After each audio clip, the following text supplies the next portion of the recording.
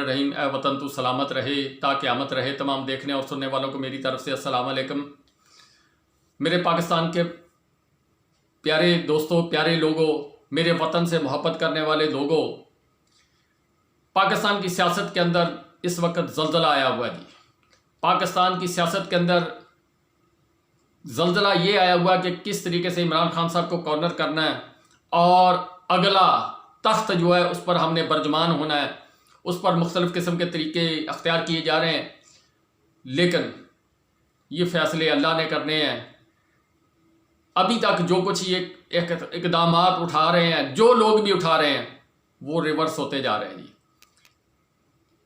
پہلے یہ جو حملہ ہوا جی، اس کے بعد عمران خان صاحب نے جی اس کے متعلق مذمت بھی کی، سپریم کورٹ کے اندر بھی مذمت کی۔ پھر اس کے بعد جناب انہوں نے گاہے بگائے اپنی سپیچز جو آن لائن سپیچ کی ہے اس کے اوپر بھی انہوں نے مذمت کی۔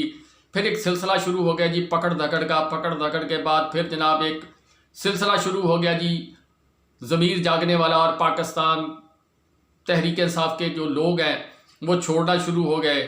اس کے اوپر عمران خان صاحب نے کل والی تقریر میں کہا جی کہ میں اکیلا بھی رہ گیا تب بھی میں آزادی کی جنگ لڑوں گا۔ اور دوسری طرف ریشہ دوانیاں اور انا پرستی، یہ معاملات جو ہیں وہ چل رہے ہیں۔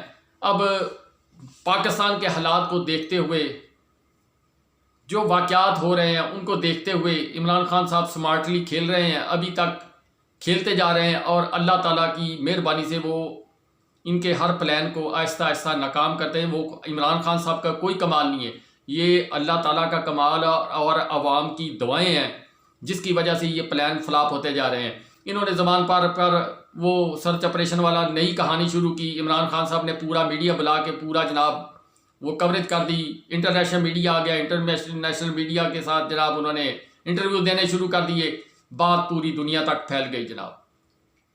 پھر اس کے بعد جناب عمران ریاض خان کا مسئلہ وہ بھی ایک مہمہ بن گیا۔ اب وہ دیکھیں 48 گھنٹے یا 22 گھنٹے یا 24 گھنٹے اس کے اندر کیا نتیجہ نکلتا ہے، کیا اس کے رزلٹ آتے ہیں۔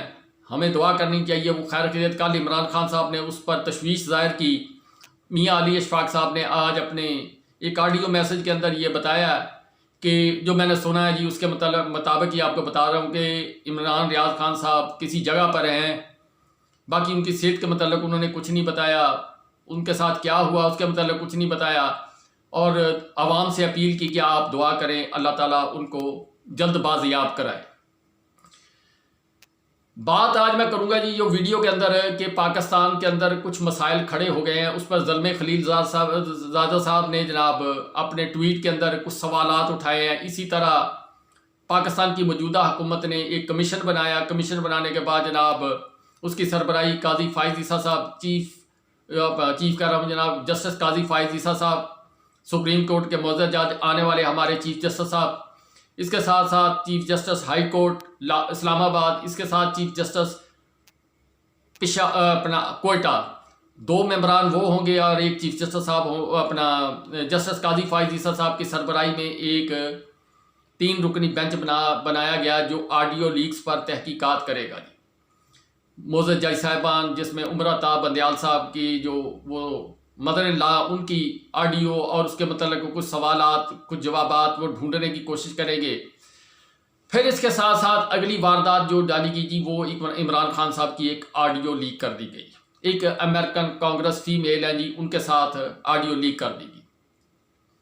یہ کہانی بڑی دلچسپ ہے جی۔ اب انہوں نے کام تو کر دیا، کام کرنے کے بعد اس کے نتائج نہیں سوچے کیا تھا، کیا ہوگا، کیا آنے والا وقت ہمارے ساتھ کیا ہوگا۔ زلمے خلیل زاد صاحب کی جو ٹویٹ ہے اس کے اندر جو کچھ انہوں نے کہا میں اس پہ زیادہ بات نہیں کر سکتا، وہ تقریباً آپ میری بات بھی سمجھ گئے ہوں گے۔ انہوں نے بھی چند ایک سوالات اٹھائے۔ پھر جناب یہ جو آڈیو لیکس ہوئی ہے یہ کسی معمولی آدمی کی نہیں ہوئی، یہ امریکہ کے اندر قانوناً جرم ہے، اور انہوں نے یہ جرم اقبال جرم کیا۔ جن لوگوں نے کیا اس کے متعلق اعتزاز احسن صاحب بتائیں گے آپ کو. میں ڈسکرپشن کے اندر لنک ڈال دوں گا. آپ میری باتیں سننے کی بجائے اعتزاز احسن صاحب کا جب وہ انٹرویو سنیں گے جو بول ٹی وی پر جمیل فروقی صاحب کو انہوں نے دیا ہے, تو آپ کو کہانی بینچ والی بھی سمجھ آ جائے گی. آپ کو کہانی یہ آڈیو لیکس کے بعد پاکستان کی حکومت پاکستان کس جگہ پر کھڑی, موجودہ وزیر اعظم صاحب اور جو آڈیو لیکس کے متعلق بیانات دینے والے لوگ ہیں وہ کس جگہ پر کھڑے ہیں. بند گلی کے اندر پاکستان داخل ہو گیا. اور دوسری بات جو سب سے کمال کی بات ہے, اگر وہ آڈیو اگر آپ سنیں تو عمران خان صاحب نے اگر 90 انٹرویو دیے ہیں انٹرنیشنل میڈیا کو تو ایک ہی بات کی ہے. جو وہ کانگریس کی فیمیل ہیں ان کے ساتھ جو بات کی, انہوں نے کیا کہا کہ آپ ہیومن رائٹس کے طور پر جو پاکستان کے اندر عورتوں کے ساتھ ظلم ہو رہا ہے, جو عورتوں پر تشدد ہو رہا ہے, جو میرے 7,500 کارکن جو ان کی تعداد اس وقت تقریباً 10,000 کے قریب ہو چکی ہے جی, ان لوگوں کا پر جو جبر تشدد ہو رہا ہے, جس طرح کی زیادتی ہو رہی ہے, حقوق آزادی یعنی سیاست وہ ختم ہو گئی, صحافت کی آزادی پاکستان کے اندر کچلی جا چکی ہے, جس کی بڑی مثال عمران ریاض خان صاحب ہیں جو لاپتہ ہیں. اس پر بہت سارے سوالات کل عمران خان صاحب نے بھی اٹھائے, لیکن اللہ سے دعا کریں گے انشاءاللہ وہ خیر خیریت سے اپنے گھر پہنچیں گے. اس کے بعد پھر دیکھا جائے گا جی وہ کیا نیریٹو پیش کرتے ہیں, کس طرف کو جاتے ہیں, کون سا بیانیہ لے کر وہ چلتے ہیں. یہ آنے والے وقت کا سوال ہوگا جی. لیکن میں زیادہ ٹائم ضائع نہیں کروں گا جی آپ کا. آپ میری بات سننے کے بعد آپ فوراً میرا جو ڈسکرپشن ہے اس کے لنک آپ کھولیں گے, ڈسکرپشن کھولیں گے نا تو نیچے وہ اس کا میں لنک ڈال دیتا ہوں جی. آپ وہ سنیں گے تو پتہ چل جائے گا کہ اعتزاز احسن صاحب وہ بات کر سکتے ہیں, میں بات نہیں کر سکتا. آپ کو یہ جو بینچ بنا ہے جی 3 رکنی, اس کی حال احوال وہ آپ کی سمجھ میں آ جائے گا. اسی طرح جو انہوں نے آڈیو لیکس کی ہے اس کے بعد کیا یہ امریکہ کے ایئرپورٹ پر لینڈ کریں گے, کیا امریکہ کی طرف یہ جا سکیں گے. اگر انہوں نے قانونی کارروائی کر دی گئی جو اعتزاز احسن صاحب نے بتایا, پھر یہ ایئرپورٹ سے اتریں گے, ہوٹل کے کمرے کے اندر جائیں گے, ان کو جناب ایک پروانہ پکڑا دیا جائے گا کہ صبح جناب آپ نے فلاں عدالت, امریکہ کی فلاں عدالت کے اندر پیش ہونا ہے.